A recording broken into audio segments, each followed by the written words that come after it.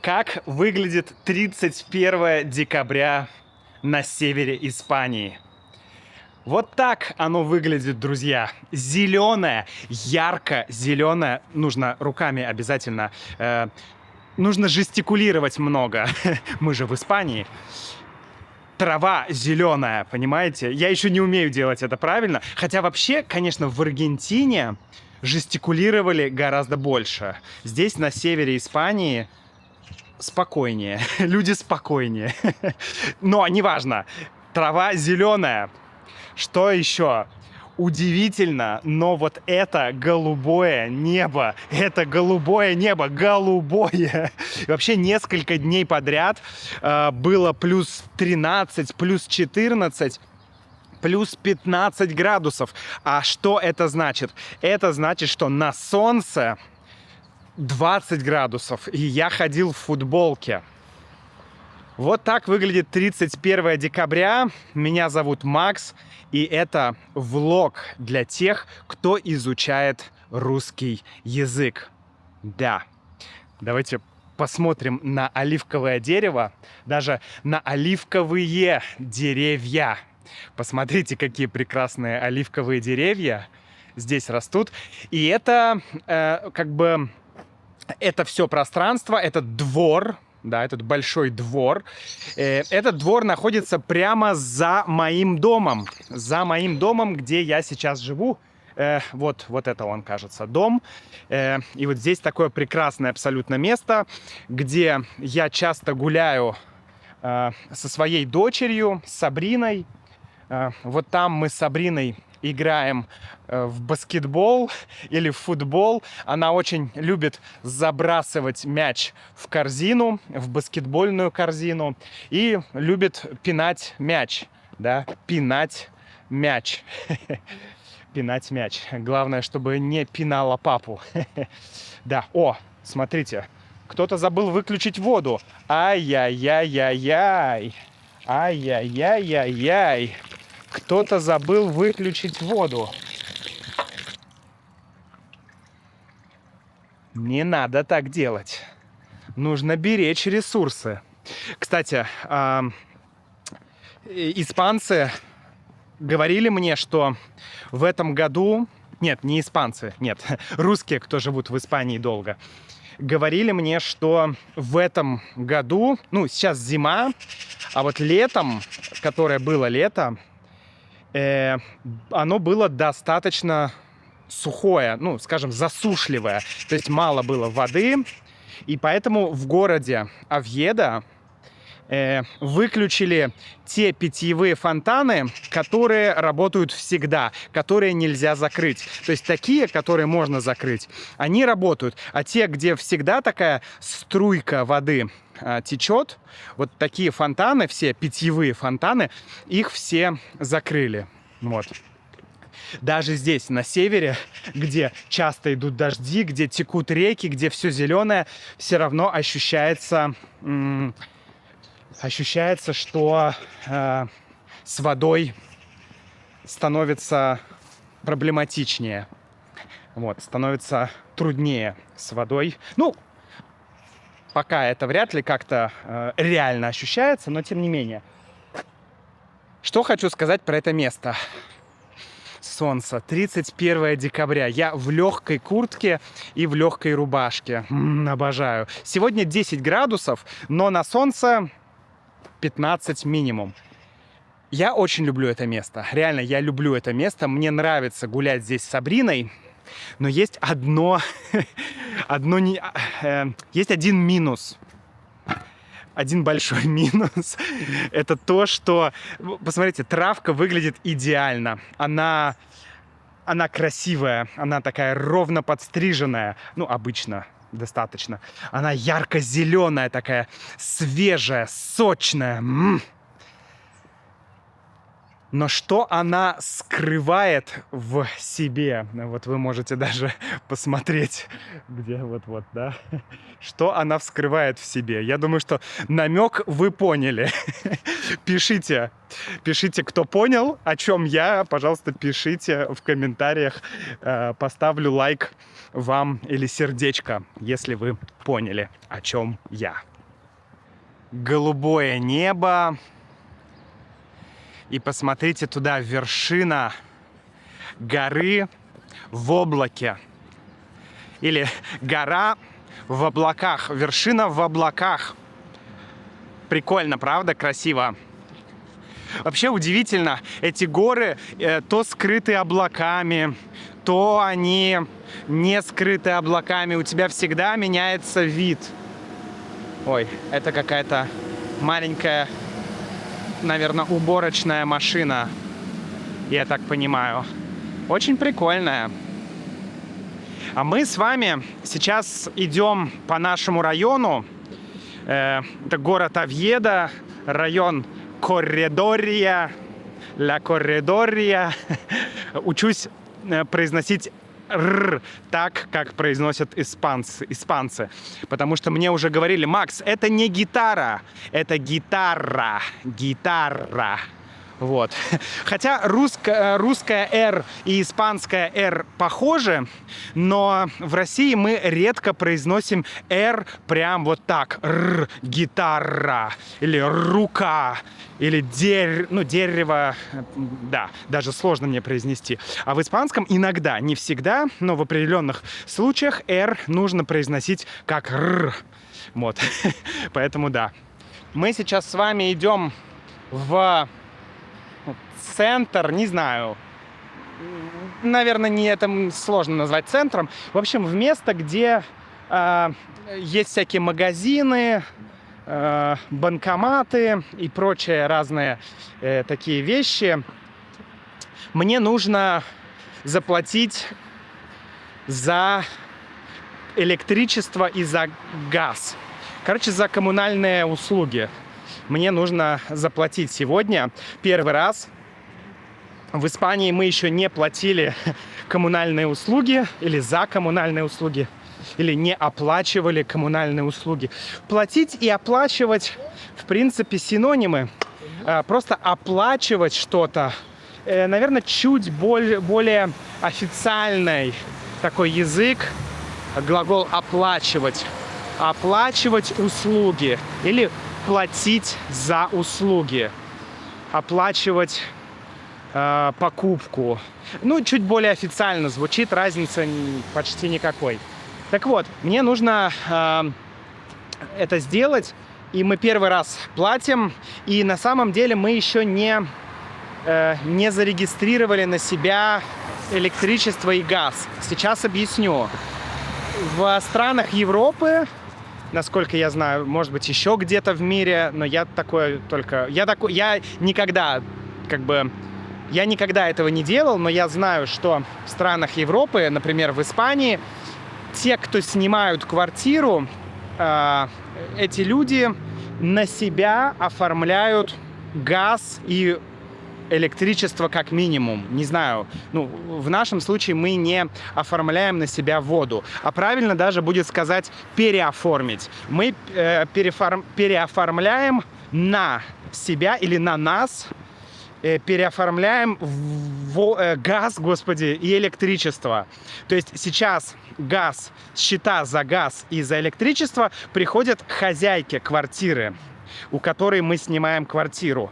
Но мы должны переоформить или, не знаю, перерегистрировать, скорее мы скажем переоформить на себя, на нас эти счета, чтобы счета приходили на наше имя, на нас. Для меня это абсолютно новая практика. Нигде я не жил, чтобы нужно было переоформлять счета. Для меня это звучит немного странно, но окей. Здесь такие правила, и все окей, никаких проблем с этим у меня нет. Но нужно это сделать. Но это можно сделать только, когда у тебя есть местный банковский счет. Потому что он какой-то особенный. И не любой банковский счет подойдет. Нужен особый банковский счет. Поэтому...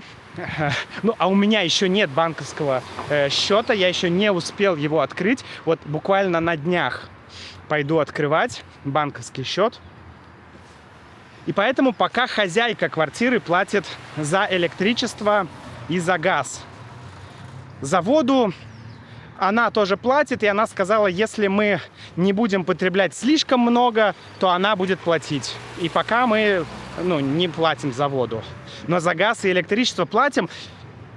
Может быть, вам интересно, сколько мы платим за газ и электричество. И, честно говоря, мне тоже было бы интересно, сколько мы платим, потому что, сейчас я иду платить что-то типа 260 евро, примерно 260 евро, но это за 2 месяца. Но там не все так просто, потому что электричество посчиталось до 22 декабря, а сегодня 31 декабря, а газ только до 5 декабря. Короче, я так понимаю, примерно 320 евро за 2 месяца у нас вышло. И это, наверное, без отопления. То есть мы еще не использовали отопление. С отоплением будет дороже. Короче, очень примерно за электричество и за газ мы платим, то есть все, что мы платим, все, что мы платим, остальное все включено в цену. Все, что мы платим, это электричество и газ, и это примерно 150 евро, если мы не используем электричество, и 200 евро в месяц, если мы используем электричество. Пока примерно как-то так я это предполагаю. Примерно как-то так. Но надо будет посмотреть потом, когда мы уже переоформим на себя счета. Надеюсь, я вас не запутал, друзья. Вот, я вижу уже, кстати, банкомат. Так, а вот там банкомат. Он сейчас занят. Там что-то женщина делает. Я подожду и потом сниму в этом банкомате деньги. А вот в тот потом банкомат, который находится там, туда я пойду, чтобы внести деньги на счет хозяйки. Вот. Потому что, как я сказал, у нас нет еще банковского счета европейского, поэтому приходится делать так. Но это небольшая проблема. Ага.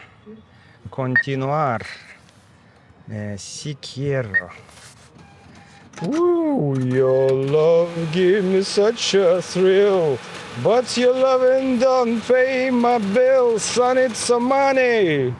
Yeah, right. Dum dum dum dum dum. No quiero hacer otra operación. Моя карточка и деньги. Деньги. Первая миссия выполнена. Я перевел хозяйке деньги.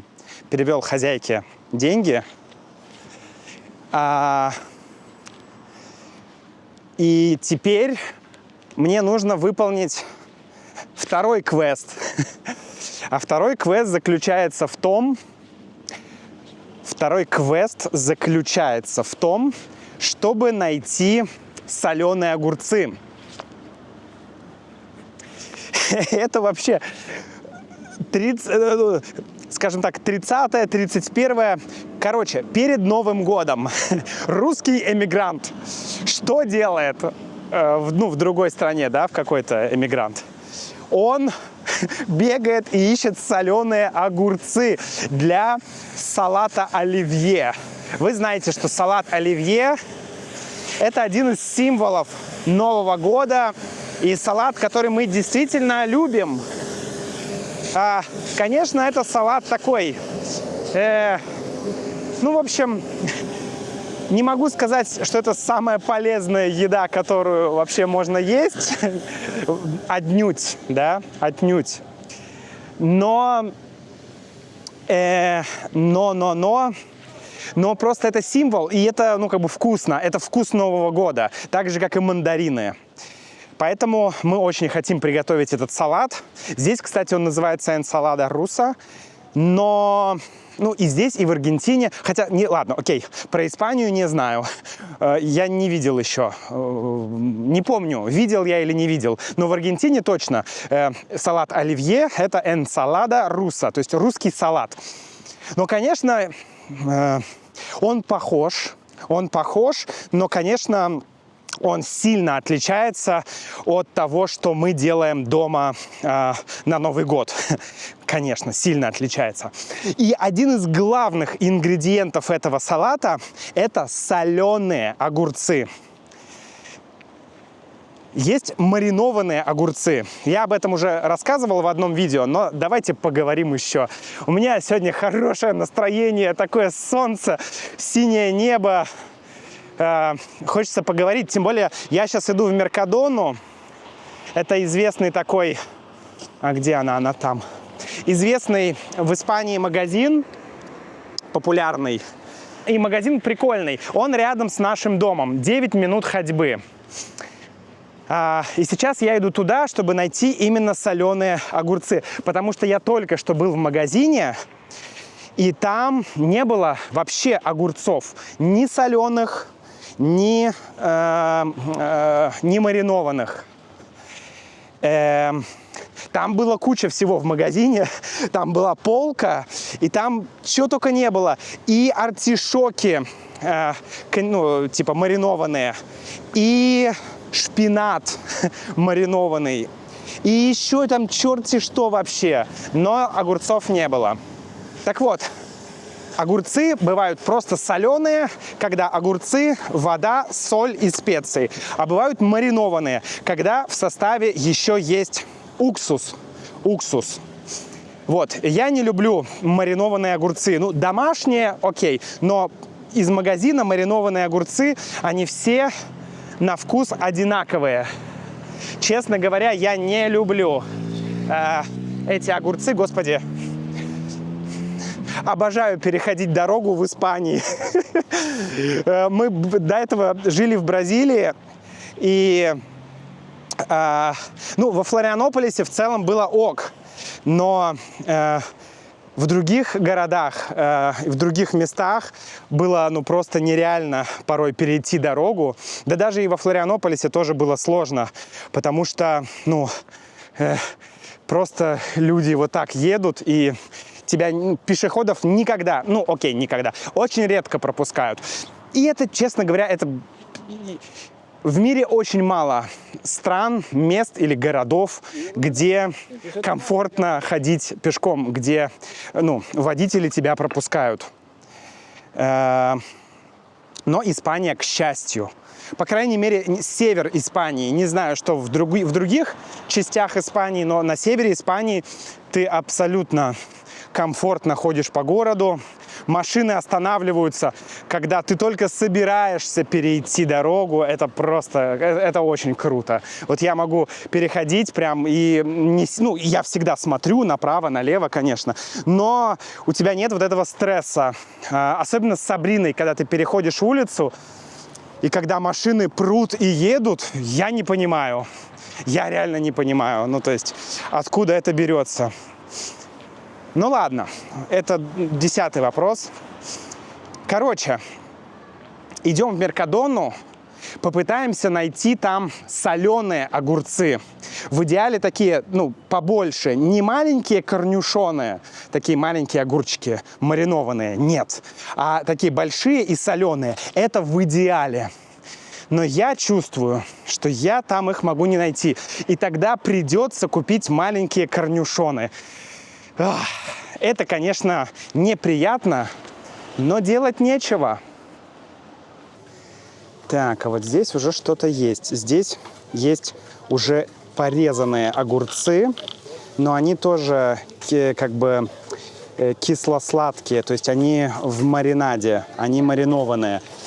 Есть вот такие, но это, конечно, совсем нам не подходит. Есть еще вот такие с луком. И, кстати, это тоже... дайте-ка посмотрим, что там в составе. Так, ага, лук. Да, тоже есть винный уксус. Еще и даже есть усилитель вкуса. Да. В общем...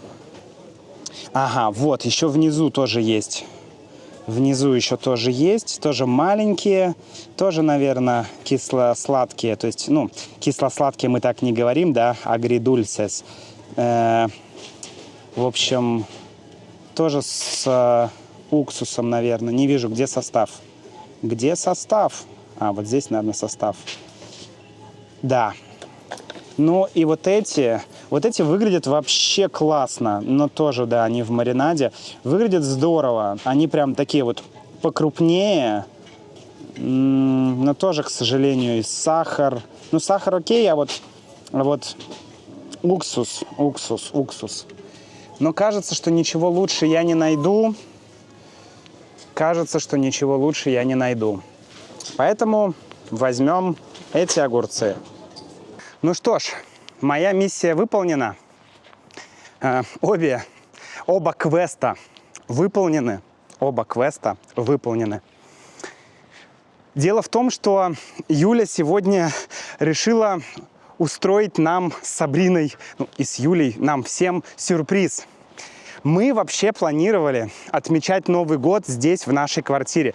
И мы не хотели никуда ехать, ни куда-то путешествовать.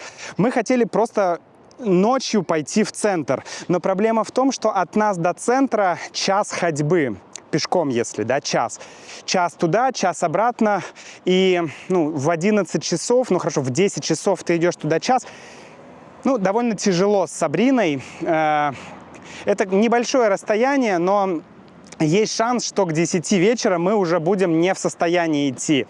И Юля предвидела это. Она предвидела эту проблему, и она решила заказать нам, купить нам, или как? Ну да, заплатить, наверное, оплатить. Давайте лучше так скажем. Оплатить отель какой-то в центре города, в городе Авилес. Это город, который находится недалеко, 30 минут на электричке от Овьедо. И мы будем в центре Авилеса, там будет отель, и там же в центре мы сможем погулять. То есть у нас получается, что мы все-таки проведем Новый год в путешествии. Интересно, что прошлый Новый год мы провели в переездах. Мы переехали 30 декабря, переехали в ужасную квартиру, и это нам сломало вообще все. А мы в России говорим, как Новый год встретишь, так его и проведешь. И вот мы его встретили, то есть отпраздновали, да, встретить в данном контексте означает отпраздновать. Мы отпраздновали Новый год переездом, да, во время переезда, и весь год мы переезжали. Вот. В этом году идея была отпраздновать дома, чтобы больше находиться дома. Но, знаете, ну, такая у нас судьба. Нас невозможно удержать от каких-то поездок. Я не знаю, ну, это просто вот, это какая-то часть нас. Просто часть нас, поездки, путешествия какие-то. Поэтому едем в город Авилес. Уже, кстати, скоро. Надо идти домой. Небольшой легкий обед. И после него едем в Авилес. А я с вами, друзья, прощаюсь. Увидимся в Авилесе. Потому что я тоже сниму там влог, как мы гуляем ночью и отмечаем Новый год. С наступающим, друзья!